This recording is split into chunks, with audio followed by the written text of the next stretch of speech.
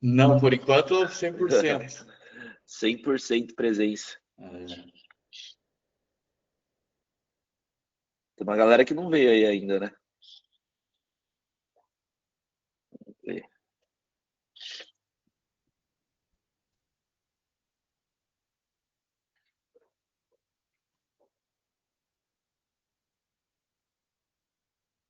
Tô tirando algumas AIs aqui da call para ficar mais limpo aqui pra gente conversar.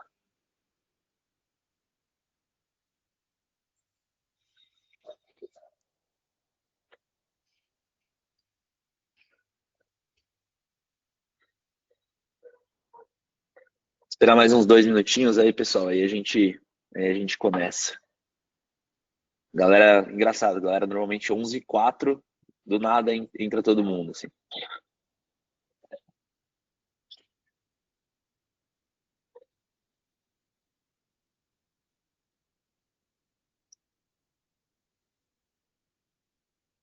Os horários.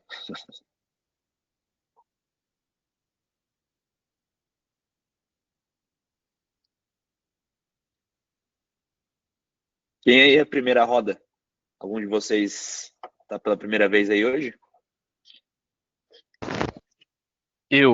É minha primeira vez, Matheus. Ah, boa. Seja bem-vindo aí. Opa.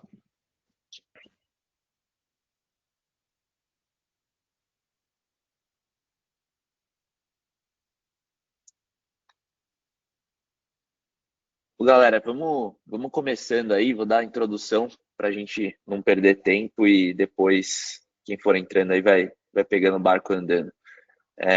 Ô Bia, você vai liberando aí para a galera entrar, por favor? Beleza, pode deixar. Beleza. Só não deixa muita AI entrar, tá? Porque depois a gente tem gravação, a gente vai mandar para todo mundo, senão pô, a gente vai conversar aqui com um monte de bot, vai ser foda. Mas vamos lá. Bom, pessoal, sejam todos bem-vindos aí. Tem uma galera que já está aí na terceira, quarta, sétima roda, então pouca gente nova aí aparentemente. Mas só dando uma introdução, né, da comunidade. Então, todo mundo aí que já veio em alguma, já está cansado de ouvir eu contando essa história, mas basicamente em maio desse ano, né, eu e os meus sócios, a gente foi para o SaaStr, lá nos Estados Unidos, né, o maior evento de SaaS que tem no mundo.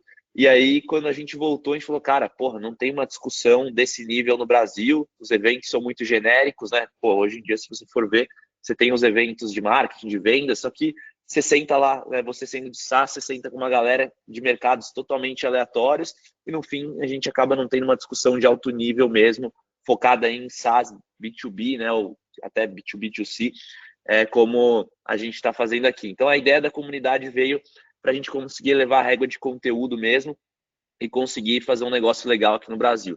E a gente tem algumas dinâmicas hoje, então a gente tem a roda de conversa, até explicando como é que funciona essa dinâmica da roda de conversa. A gente traz um tema específico, né? A gente traz algumas informações para iniciar o debate, e a ideia é que todo mundo abra o microfone, fale, compartilhe, né? Então, meio que a gente tem um slidezinho ali com 5 afirmações, dados, e aí a gente começa a discutir, troca experiência, por aí vai. Então, a ideia é que todo mundo realmente abra o microfone e fale, e acho que por isso que essa roda aqui ela é tão legal. Fora isso, a gente está rodando também com alguns podcasts que a gente está fazendo. A gente teve um com o CEO da NSTech há uns 15 dias atrás, vai ter um com o Alexandre Apendino agora também, que é o VP da TOTUS, no começo do próximo mês, e um happy hour em São Paulo, dia 18 de setembro, para a galera que estiver aí, tá todo mundo convidado, então, enfim, dando essa introdução. Mas vamos lá. Eu vou abrir aqui o slidezinho que começa aí a levantar alguns pontos para a gente discutir e vamos em frente. Só compartilhando aqui. Bora lá. Tá entrando aí. Vocês devem estar vendo a tela aí. Mas vamos lá, pessoal. Então, bom, essa é a 7ª roda de conversa aí da comunidade, né? Uma coisa que é importante, que eu sempre menciono antes da gente começar as discussões, vamos deixar o pitch de vendas em casa. Então, aqui a ideia, todo mundo quer vender, obviamente, mas aqui a ideia é a gente conseguir discutir realmente conteúdo focado, né? E vamos lá. para o tema de hoje, né? Então, qual que é o tema de hoje aí? É vendas enterprise, se é um sonho ou cilada para SaaS early stage, né? Então, pô, a gente sabe aí que, principalmente no começo de um negócio, não tem como você comprar todas as brigas, vender para empresa grande, vender para empresa pequena, e a gente vê que muita gente acaba, no início, mirando em um desses dois, né? E aí a ideia é que a gente hoje discuta essa visão da venda enterprise, se realmente é um sonho ou é uma cilada para um early stage, e aí a ideia é fazer alguns pontos aqui, a gente discutir, pegar a experiência aí, né, de todos, e ver realmente se é uma boa ideia ou não, você que é early stage, né, começar a vender aí para um público mais enterprise. Mas vamos lá, né? Trazendo aí o primeiro tópico para a gente dar um pontapé inicial da discussão, né? Pensando, né, um ponto que eu vejo quando você começa a vender para o enterprise sempre tem as suas peculiaridades, né? Então, dificilmente você vai fazer uma venda de um produto totalmente prateleira para uma empresa gigantesca, né? Então, isso costuma envolver customização. Qual é o problema disso para um early stage? Um early stage, se ele pegar um cliente único que paga bastante, tendo pouco recurso, a tendência é que ele acabe virando um serviço customizado praticamente para aquela empresa, que é muito diferente de uma empresa que escalou no volume e depois foi para o enterprise, adicionou um time de serviços para aumentar uma linha de receita. Então, pelo menos conversando com muito founder de mercado, eu já percebi assim que muita gente que começou pelo enterprise acabou meio que criando alguns Frankensteins e teve uma dificuldade depois para escalar, porque aí meio que construiu um produto que majoritariamente atendia um cliente, depois não conseguia expandir para outros clientes, né? Então, acho que o primeiro tema que eu queria trazer aí e até perguntar para vocês, alguém começou efetivamente a vender no enterprise? Como é que vocês veem essa visão do enterprise logo no primeiro dia? Trazendo do nosso lado aqui, né? Hoje a gente tem uma carteira tanto enterprise quanto SMB. A gente começou pelo SMB, então a gente botou pelo menos uns 200 clientes num ticket de R$1.000 por mês, que é nosso ticket médio ali desse segmento, e depois a gente acabou indo para o enterprise, a gente adicionou, né, uma segmentação de atendimento, de venda, mudou a lógica de geração, tem uma camada de serviços também focado em clientes grandes, aí a gente consegue extrair tickets de 20, 30, 50 mil reais por mês, né? Mas isso foi depois que a gente achou nosso PMF em termos de volume, e eu acho que assim, pelo menos ao meu ver na nossa estratégia, isso foi muito bom. Se eu tivesse começado pelo enterprise, eu teria uma série de dificuldades. Mas queria ouvir de vocês aí. O Dionel já levantou a mão, toca a pau aí, Dionel. Então, Matheus, bom dia aí, galera. Eu acho que tem um primeiro ponto, quando tu está iniciando na jornada, tu está criando o teu negócio, tu quer conquistar esses primeiros clientes aí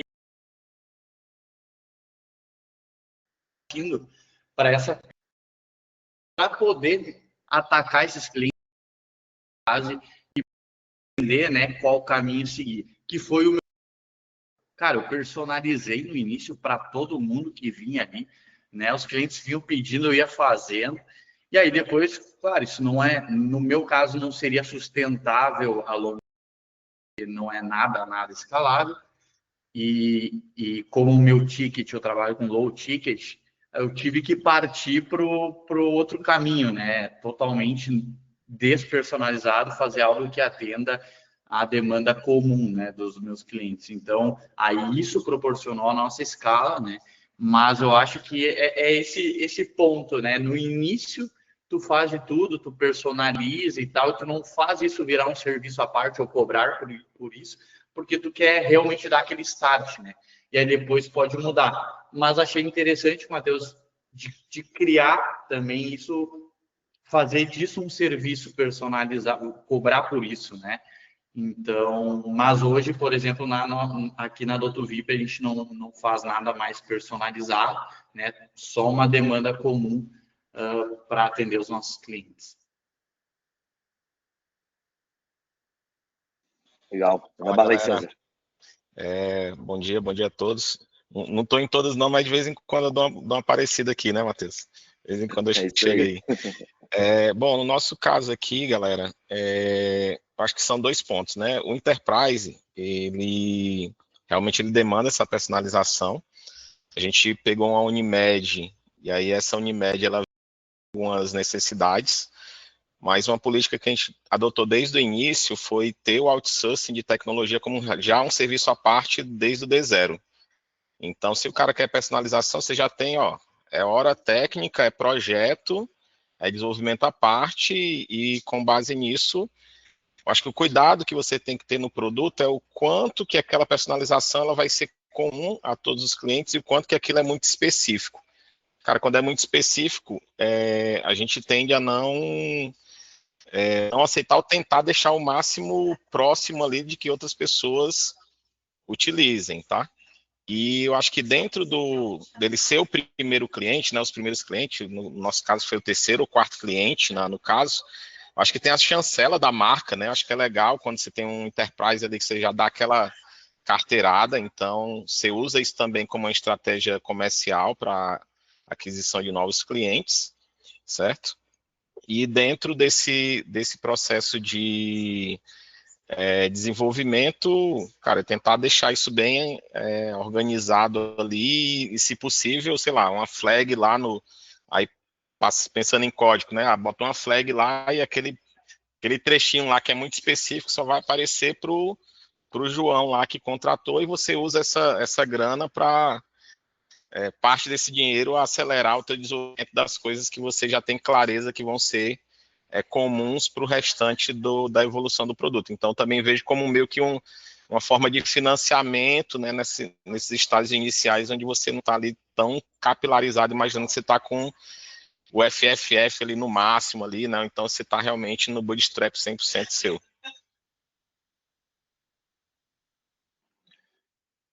Boa, legal. Fala aí, Juliano. Opa. Então, eu vou um passo a mais ainda. Eu acho que a personalização ela é ruim, mas para a gente aqui, a gente tem uma fábrica de software, daí é venda consultiva, são clientes grandes, e a gente tem 2 empresas de SaaS. E aí eu acho que o mais difícil que a gente aprendeu ao longo desses anos para SaaS não é nem a customização. A customização também é um problema, mas é a demora para você fechar com clientes gigantes, né? Então, porra, você pega uma multinacional, acabou. Dependendo do teu SaaS, você envolve 2 áreas diferentes. Aí, meu Deus do céu, é anos para fechar, reuniões intermináveis e tudo isso suga um tempo e normalmente as startups de SaaS não têm, né? Então, quando a gente desenvolveu essa última startup que a gente faz, até a Vivo teve interesse de falar com a gente fez uma reunião, mas a gente não quis eles, porque né, você vai usar a inteligência artificial? Não, a inteligência tem que ser a nossa, tem que rodar no nosso servidor, daí começa, daí vamos fazer isso. Não, mas daí tem que envolver compliance, segurança, tem que envolver a matriz, pô, daí a gente sabe que vai demorar 2 anos para fechar, para receber uma mensalidade ali, ou ter um nome no portfólio que talvez não valha, né? Total. Toca aí, Mário. Opa, pessoal, bom dia, tudo bom? Bom dia. Vamos lá, eu acho que mudou o slide aqui, eu estava no ponto 1 ali que eu ia falar, o Matheus, mas vamos lá, desculpa aí se eu entrei um pouco atrasado aqui, mas eu acho interessante uma contribuição para esse ponto, porque eu acho que ele envolve a questão dos agentes de inteligência artificial e churn junto, né? O que eu quero dizer com isso? A personalização, para quem é SaaS e tem um SaaS e definiu um mercado, um endereçamento de problema, etc., né? Aquela empresa, ela idealizou os processos, entre aspas, estandarizou o processo e está dizendo para o cliente assim, ó, é assim que você tem que trabalhar no meu SaaS. Ou seja, o cliente tem que se submeter ao processo do seu SaaS. Só que ele começa a perceber, principalmente os enterprises, que a estandarização não atende enterprise. E os agentes autônomos, na minha opinião, vai quebrar a estandarização no meio, vai rachar com todo mundo. Então, O contraponto que eu coloco aqui, o paradoxo, é esse, né? Conforme a IA e os agentes autônomos, não é, né, evoluírem daqui para frente, a minha percepção é que quem quiser atender o mercado médio querendo virar grande, de grande enterprise para cima, e quiser impor a estandarização, vai perder para os agentes autônomos, porque o agente autônomo vai atender a customização que ele está buscando, né? E nisso eu acrescento o churn, né? Eu particularmente, a gente tem uma cultura aqui na IN10 que a nossa aceitação de churn é 0%. Porque o cliente que paga um high ticket de um problema muito complexo, altamente customizável, não dá para você assumir que você tem que ter churn. Você não pode ter churn. Ponto. Né? Enfim, é o que eu queria contribuir aí com esse item 1 aí, Matheus. Desculpa se eu entrei atrasado aqui, mas eu achei interessante. Estava nesse slide ali e eu quero... o grande ponto aqui é assim, os agentes autônomos vão permitir a customização caso a caso. Quem quiser impor estandarização, eu acho que vai ser igual a briga do Uber com o táxi. Vai perder. Boa. Eu acho que quando a gente fala de personalização, a gente tem algumas camadas, né? Muita gente olha assim, quando fala de serviços e tal, já pensa numa software house. Existem camadas, né, de serviços que o que eu quero dizer? Você tem aquele produto de prateleira que, pô, não exige nenhum tipo de serviço, é uma implementação super tranquila. A gente tem aquele produto que exige uma certa camada de serviço no onboarding, por exemplo, uma das minhas empresas, a SalesBuddy, para integrar com o CRM, a AI, a gente tem um time de serviços que entende as peculiaridades lá e faz um ajustezinho ou outro lá, então acaba sendo um time de serviços que faz uma customização, não tem um setup cobrado, isso já está meio que diluído no custo, e é um negócio que assim exige um pouco de esforço técnico na primeira semana e depois isso tende a ser algo totalmente prateleira, né? E existe aquela camada de serviço que você constrói realmente algo para o cliente, você tem todo um trabalho de sustentação, né? Uma personalização mais profunda. Então, as startups também elas precisam olhar nesse lado, né? Até que ponto de serviços é saudável para a sua operação e atenderia o seu cliente. Porque tem empresa que se você colocar 0 de serviço, seu onboarding provavelmente não vai conseguir, né, gerar um lock-in ali, você não vai conseguir atender a expectativa. E se isso estiver diluído no teu custo ali, tá tudo certo. Acho que é o serviço, muita gente vê, não, você tem serviço, pô, não é altamente escalável. Essa camada ali, né, de você conseguir achar o nível que te permite escalar e colocar uma certa camada de serviço, ela pode fazer sentido para vários negócios. Inclusive, Exato. quem não fizer, muitas vezes acaba realmente tendo churn, não conseguindo fazer um bom onboarding e por aí vai. Eu acho que, assim, todo produto, pensando na early stage agora, né? Todo produto de início, você já tem que pensar até onde você vai aceitar essa camada, né? Então, cria uma plataforma que te permite ter uma certa camada de serviço sem mexer no core do produto, sem criar um Frankenstein que só o cliente vai usar, que você vai ter ação, e aí você começa a ganhar essa escala. Eu, por exemplo, nas empresas hoje, eu sei até onde a gente vai de serviço. E pedir um negócio totalmente diferente. Eu quero um dashboard específico lá dentro, só vai atender o cara. Porra, esquece, entendeu? Nunca. Não ser que, cara, hoje em dia, no nível que a gente está ali, talvez a gente até possa cogitar alguma coisa e cobrar um ticket muito alto para isso. Mas eu acho que se eu tivesse feito isso lá no início da empresa, provavelmente eu teria conseguido escalar tanto como a gente conseguiu escalar, porque ali a gente negou muita coisa, né? Cara, não vamos botar isso, porque isso não vai gerar para outros clientes.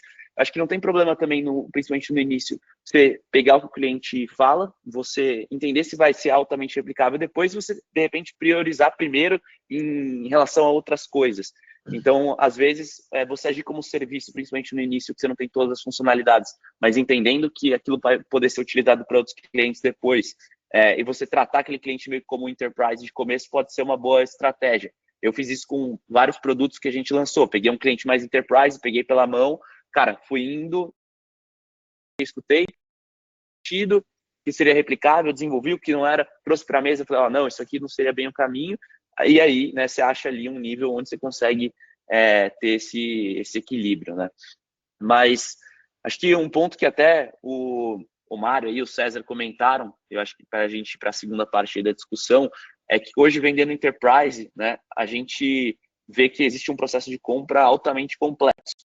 Pra vocês terem uma ideia, quando a gente começou a vender em empresa grande, tipo iFood, Toto, Sankia, Senior, cara, a primeira coisa que a gente esbarrou, que, tipo, comparado às empresas menores que a gente vendia antes, foi bizarro, foi, cara, a parte de governança, de segurança. Então, os caras mandando uns questionários de segurança gigantescos pra você preencher. Ah, você tem ISO, sei lá o quê, LGPD, você tem política de descarte de dados, quais são as suas medidas de segurança? Cara, negócio bizarro. Para uma startup, normalmente, quando você recebe um desse, você cai duro. A gente aqui, porra, nos primeiros clientes Enterprise, a gente não tinha porra nenhuma. A gente teve que ir atrás, né? Então, temos ir atrás e conseguir achar evidência disso. Então, esse é um ponto que também pega, né? Quando você está muito no início, se você for logo de cara para o Enterprise, você vai esbarrar ali em processos de compras que, além de te consumir muito tempo, vai provavelmente exigir tempo, você vai ter que parar para fazer, né? Por exemplo, para fazer um pen test de um produto de uma startup que acabou de começar.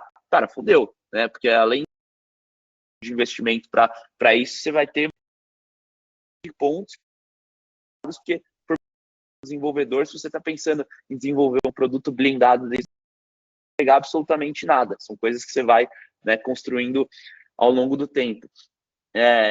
Então, enfim, acho que esse ponto é legal da gente discutir também em relação ao processo de compras, né? Eu queria ouvir também se alguém começou a empresa vendendo para Enterprise, porque pelo que eu estou entendendo agora, ninguém começou vendendo para Enterprise, todo mundo começou vendendo para o transacional. Queria ouvir se alguém teve essa experiência aí para contar para a gente, né? Porque a gente está indo tem uma discussão muito tendenciosa aqui a dizer que o early stage não tem que vender para o Enterprise. Fala aí, Mário. Boa. Quando a gente idealizou a solução, Matheus, a gente virou o middle market, né? E, assim, bem middle mesmo, sabe? Nem arranhava a vida do middle para o enterprise. Só que o que aconteceu nas nossas prospecções de trabalho comercial? Quem se interessou pela solução foi o enterprise. Então, assim, na estratégia da solução, a gente não mirou o enterprise, mas o enterprise se interessou pela nossa solução. E foi muito interessante, porque, vamos falar assim, logo no início mesmo, dos primeiros clientes, a gente Enterprise já. E essa aí da governança e da segurança, como é que a gente endereçou isso? Eu não sei se vocês têm conhecimento, mas as clouds públicas, as big techs, elas têm um processo e mais aprofundados, outras menos, né? Mas eu posso falar, por exemplo, da AWS, que é onde a gente está hosteado. Eles têm um processo onde você roda, eu vou simplificar aqui, é uma espécie de auditoria de software, tá? Que você submete, além de ser hosteado lá, você submete a esse processo e, cara, é pedreira, porque vem paulada de tudo que é lado. Só que qual que é a diferença? A paulada vem da AWS. Fala, cara, isso não está compliance, isso não está certo, isso não é padrão de nuvem, isso não é arquitetura de nuvem. A camada de usuários, você está expondo isso, não sei o que lá. Bom, se você passa do outro lado e tem essa certificação, que é o nosso caso, cara, quando a gente apresenta isso, esse tópico 2 aqui da reunião, Matheus, ele é superado em segundos. Segundos, cara. Entendeu? Então, eu não sei se vocês conhecem, e quem uma eu recomendaria vocês rodarem esse processo, porque é muito forte. É um check, uma documentação da própria AWS ali, inclusive para você entrar no marketplace da AWS, é altamente recomendável que você passe por esse processo, que é o que a gente está fazendo. A gente já está quase homologado lá, eu acho que é questão de mais 1 ou 2 meses, a gente está no marketplace da AWS. Pô, bem legal, Mário, esse ponto aí. realmente usar o ecossistema desses parceiros, né, de cloud, etc., para conseguir evoluir nessa questão de governança é algo bem interessante. Inclusive, para várias coisas, por exemplo, tinha várias demandas que os times de segurança exigiam para a gente no início. Quero SSO, por exemplo. A gente nem tinha isso, né? No começo, cara, tem lá dentro do Cognito lá da AWS, já tem esse serviço, acabou, resolveu o problema. Tá pronto, né? tá pronto. Exato. E aí você fala que a AWS, cara, acabou, você já passa por essa questão de segurança. Então tem alguns serviços desse. O ponto que você comentou também, que eu acho que é legal de falar, né?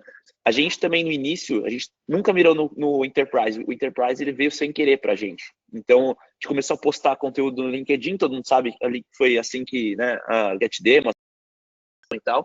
E aí vinha muito cliente pequeno, em algum dado momento, grandes, conta grande, do nada começou a vir outras contas grandes. E aí, cara, aí foi meio que uma parada orgânica, né? E aí a gente teve que fazer algumas adaptações de atendimento, etc.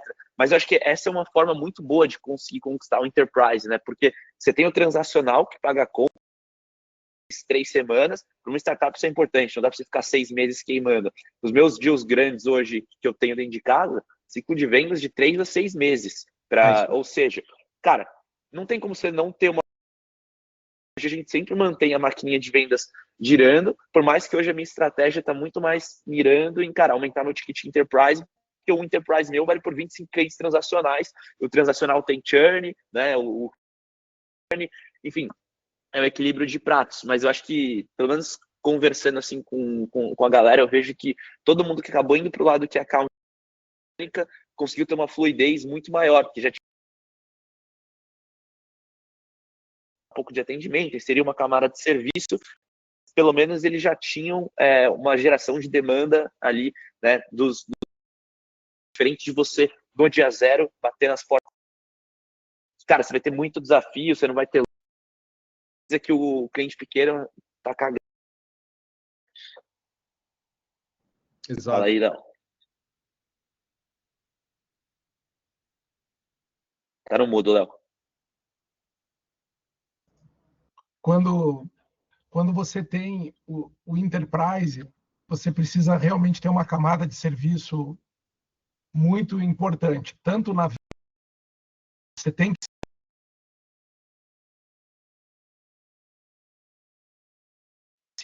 isso é mais.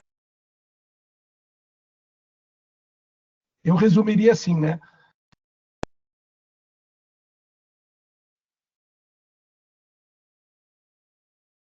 Então, a lógica do Matheus de ter conseguido transacionado para o Enterprise, também o produto está mais maduro, vai ser praticamente uma segunda empresa. Então, no early stage, que você tem quase zero empresa, você querer ter 2 empresas, você vai trupicar, né?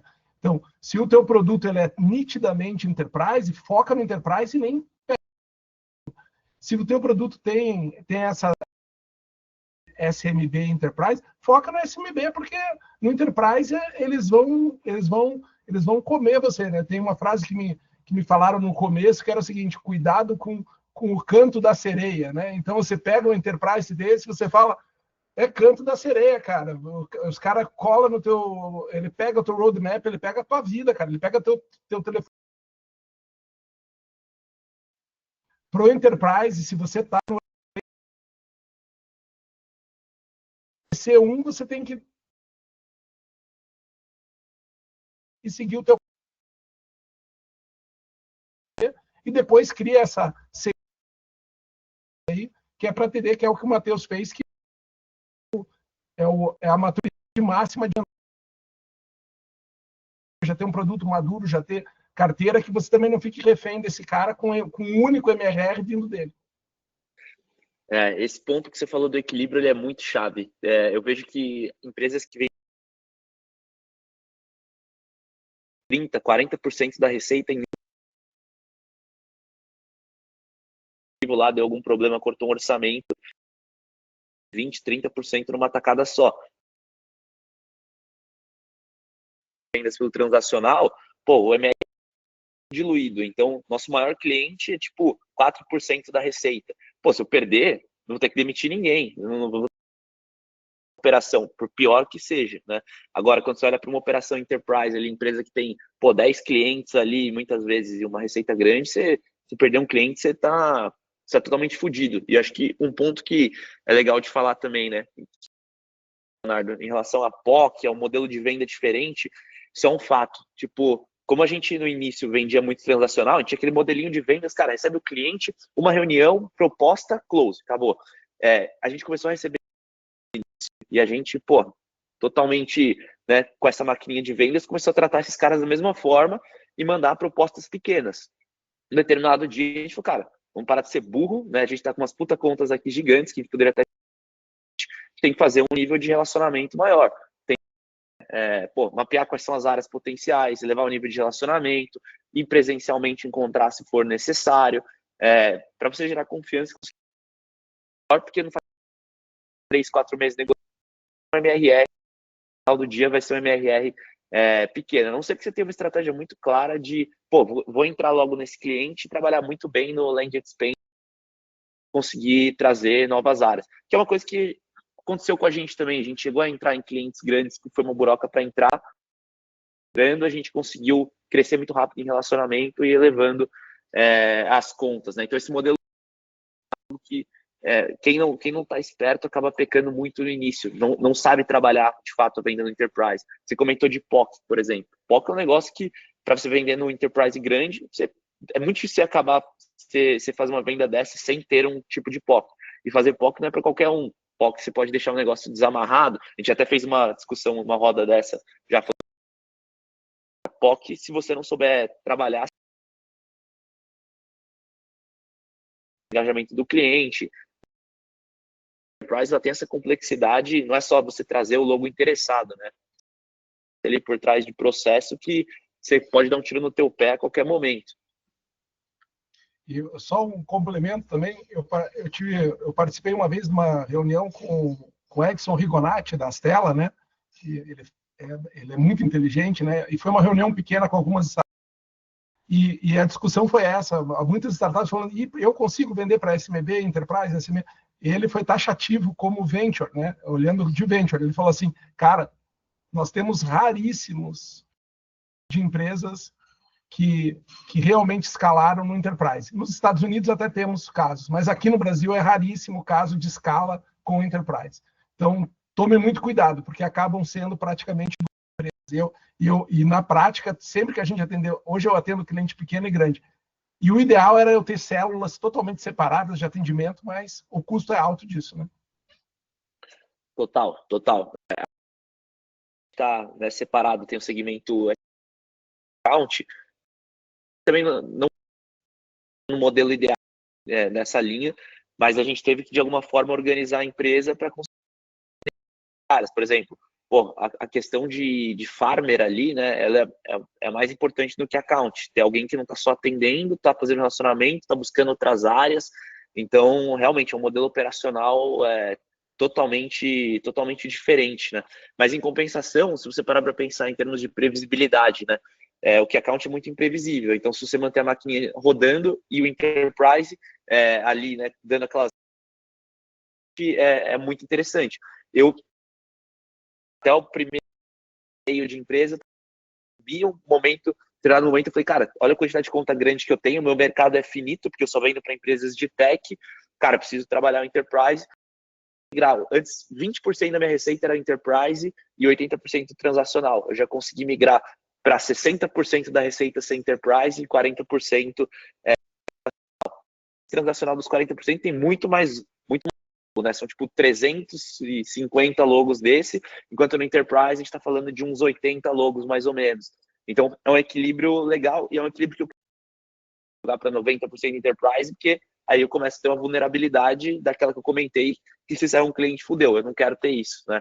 Então manter as duas maquininhas funcionando ao mesmo tempo é muito difícil. Não sei quanto tempo eu vou conseguir fazer isso, mas é algo que, se você parar para ver, né, as empresas mais bem estabelecidas, elas tentam mirar nesses dois segmentos, né? Em compensação também, churn na carteira menor é muito maior, né?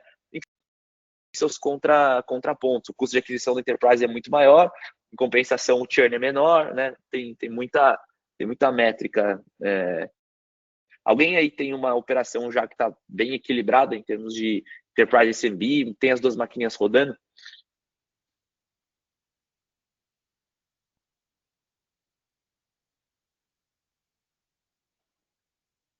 Ninguém? Ó, aqui, Thiago, eu diria que 60%, 65%.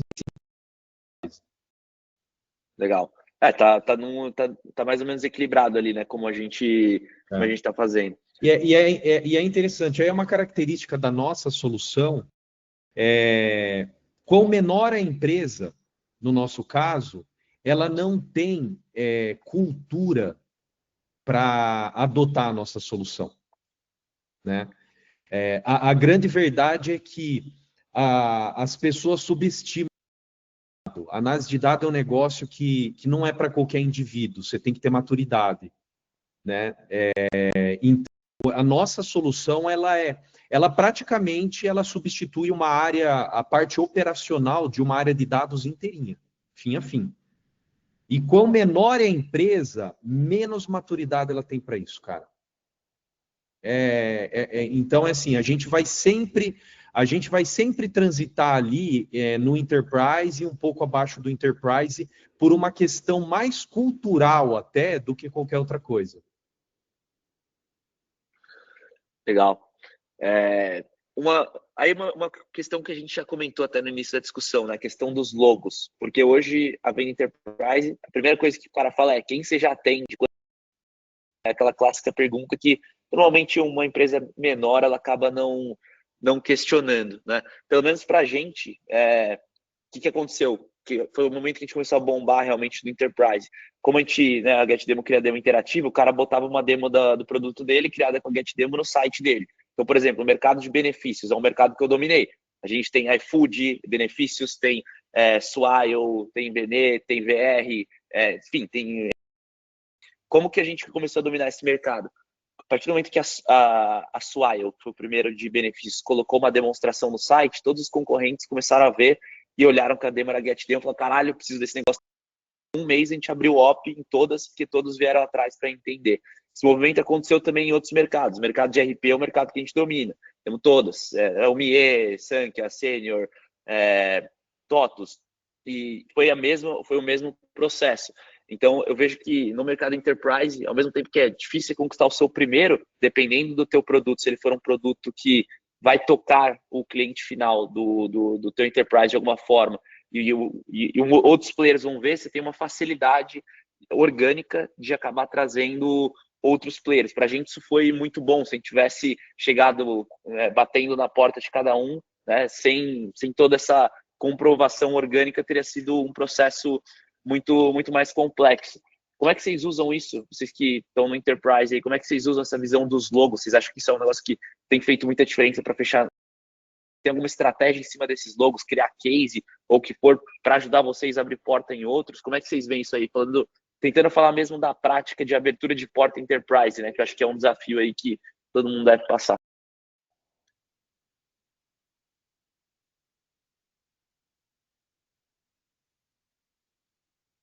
Alguém fala alguma coisa aí, velho? Bom, eu estou falando muito aqui, mas já que ninguém falou. A gente usa assim, né, Matheus? Cara, isso aí eu acho que é sempre válido, né? Falou, pô, eu tenho esse cliente, esse case. Uma coisa que tem ajudado muito a gente, além dessa questão, é que como a gente tem os dados do cliente para produzir insights, enfim, o que a gente faz? A gente resolve problemas e desafios de negócio com dados. Então, todo problema ou todo desafio dentro de uma empresa que se resolve por meio de análise de dados, a nossa solução resolve, né? E como a gente tem uma IA conversacional, source, que a gente não expõe o dado do cliente para nenhuma API pública como OpenAI, Gemini, Copilot, esses caras, ou seja, o dado do cliente não sai da nossa solução para que ele receba uma resposta da nossa IA conversacional. E isso está gerando bastante demanda no mercado Enterprise para a gente, porque o mercado Enterprise, no geral, não está autorizando a exposição do dado via API desses caras grandes, né? Tá um negócio bem travado, bem complicado. Então, isso aí está gerando bastante demanda aqui para a gente. Cara, esse ponto aí é bem real. A gente, como eu também tenho uma empresa aqui que utiliza AI, ele é APIs, né, de Gemini, de GPT, a gente tem enfrentado esse desafio mesmo. Então, alguns clientes grandes querendo saber qual que é a AI que está por trás, né? Pô, como é que funciona a parte do treinamento, com vários questionamentos. A gente ainda não teve nenhum que falou, cara, não pode, mas a gente já teve que se explicar bastante para conseguir mostrar que aquilo não ia ser que ia ficar único e exclusivamente para aquele cliente. Então, acho que isso aí é um ponto que as empresas estão questionando. Esse 4% das empresas de vocês está usando AI por trás, e claro que não é um modelo próprio, né?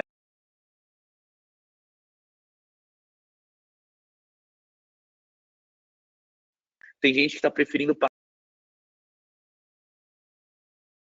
né, ou internamente um tipo de analytics, ou achar externamente, construir um modelo próprio só para compartilhar os dados uma API como essa. Eu, particularmente, acho isso uma grande besteira, né? Mas é como os times de segurança da informação e tal, grandes empresas têm tentado. Acho que muito mais por uma visão de por um risco real de algum tipo de vazamento, né? Mas isso aí é pelo menos a minha visão. Não, a gente tem caso aqui de clientes que falam o cap tem assim semana não.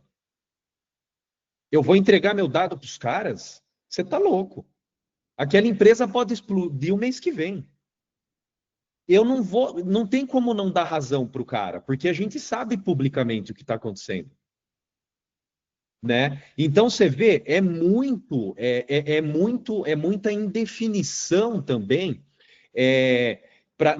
não querendo polemizar nem estender muito aqui, mas tem uma guerra real entre a China e os Estados Unidos de quem vai liderar isso daí. É um negócio geopolítico. Então, assim, está causando insegurança, não tem como, né? É uma parada que está gerando insegurança mesmo. E eu acho que não vai se resolver a curto prazo, né? Mas, enfim, é isso daí. Aí, Cleber. Não, só dar um ponto de vista diferente, que eu saí agora da Salesforce em abril. Eu acho que esse ponto é muito importante, porque os vendedores gigantes usam para fechar a porta para o concorrente. Então, esse pitch é usado por uma empresa do tamanho da Salesforce exatamente ao contrário do que nós estamos falando aqui, entendeu? Para colocar o medo, para que fique dentro da plataforma, compartilhado. Cito isso também, falando de venda B2B para a empresa grande. Sim. Boa. Legal. Galera, queria ouvir alguém que não falou ainda. Boa. Tem uma galera aí, tem 31 pessoas na sala e só a gente conversa aqui. Alguém compartilha alguma coisa aí com a gente? Já falei isso, já teve gente até que saiu, né? Alguém traz alguma coisa aí sobre Enterprise Early Stage? Quero ouvir a galera compartilhando um pouco. Nós somos análise de dados especificamente para a área financeira, né? A gente integra com o MIE, Conta Azul, Nibo, e vende muito no canal de BPOs e contadores. Olha, nesses 2 anos não foi nenhum RPs grandes aí, de médios para grandes, né? Sank para cima, que já não solicitaram integração, né? Mas sempre quando a gente fez análise de esforço versus retorno, assim, para nós, justamente por precisar mudar toda a força de vendas, a gente tem dentro da nossa holding aqui também uma startup enterprise desafios. Na Data a gente acabou não fazia sentido, assim, o custo de oportunidade para a gente fazer esse movimento seria muito grande, né? Já teve várias pessoas aí querendo pagar o casamento, né? Só que a gente bem sabe que a festa do casamento é a parte tranquila, né? Agora, tentar te manter entregado é a parte que é de fato a mais complexa. Então, apareceu o ERP querendo pagar a conta toda de desenvolvimento, e o time de desenvolvimento à disposição para a gente, para fazer a integração, só que a gente viu aqui ia ser mais um produto parado na nossa prateleira, que a gente ia ter que dar suporte, que nos nossos ERPs a gente não chegou ainda nem 1% do market share de clientes deles, né? E as nossas unit economics aqui já fecham tranquilamente, a gente já passou R só com menos de 1% do mercado de SMB. Só dos que a gente já tem integração, né? Que é o Mia, Conta Azul e Nibo, cara. Então, a gente fechou um pouco assim essa possibilidade por um dito que é algo que possa ser retomado, né? Principalmente com alguns players a nível de M&A, tem alguns que nos sondam, querem entender. Talvez mude a estratégia num cenário de fora isso, eu não nos vejo. Legal, Bruno. Boa. Um ponto que eu vejo, assim, e cada vez mais tem uma tendência a acontecer dentro do Enterprise. Eu passei por uma empresa antes de começar a empreender, né? Eu era da Nelway, fui comprada pela B3. E um ponto que foi bem curioso, né? É que a empresa foi comprada justamente porque, né, a Nelway era uma empresa de dados, a B3 gerava muito dado, mas o negócio da B3 não era dado. Ela comprou a Nelway para quê? Comprou a Nelway porque tinha uma plataforma capaz de estruturar e oferecer isso para um cliente final, ou seja, a B3 queria pegar os dados que ela tem, ela não sabia vender dado, ela quis comprar uma plataforma para conseguir vender esses dados que ela tinha, que eram dados extremamente valiosos. E aí, acontecer, o que a B3 queria fazer é internalizar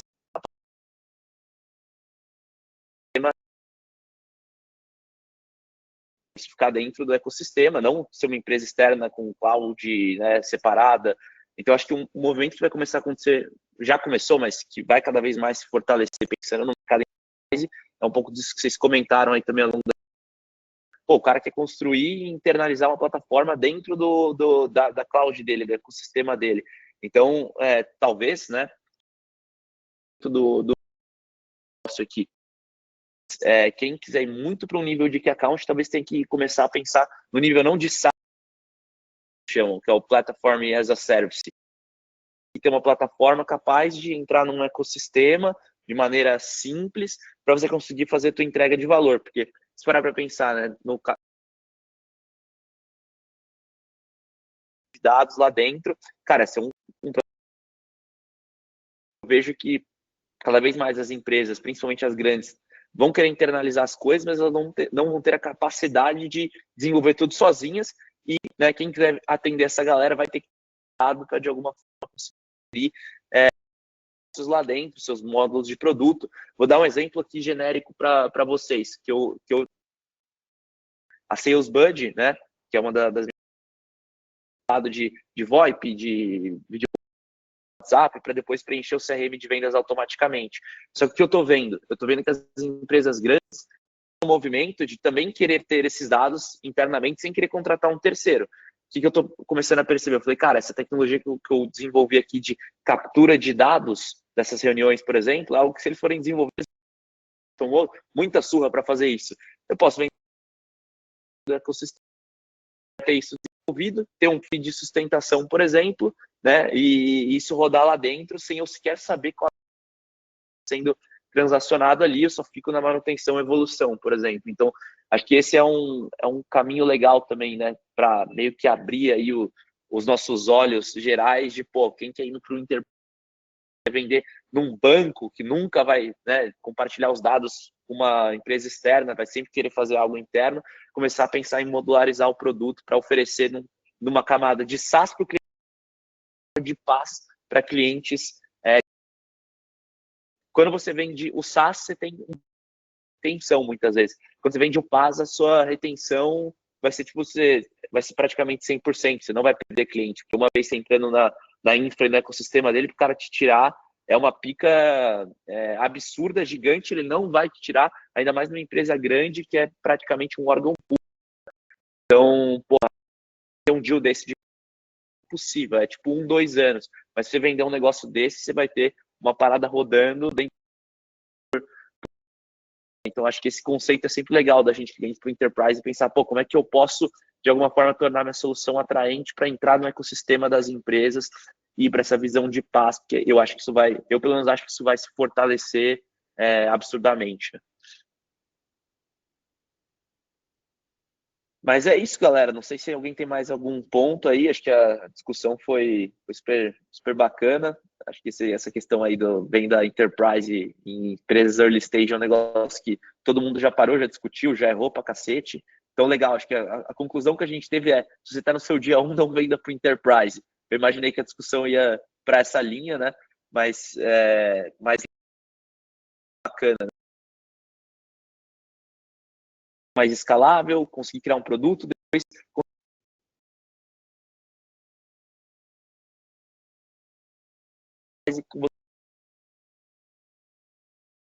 forma. Acho que esse é o caminho, né?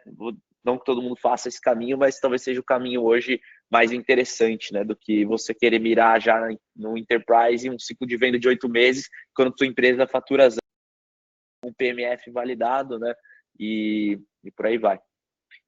Mas é isso, galera. Só queria reforçar aí com vocês que a gente tem um grupo de WhatsApp aí. Não é um grupo para ficar falando asneira o dia inteiro, tá? Então é um grupo que vai ter a hour.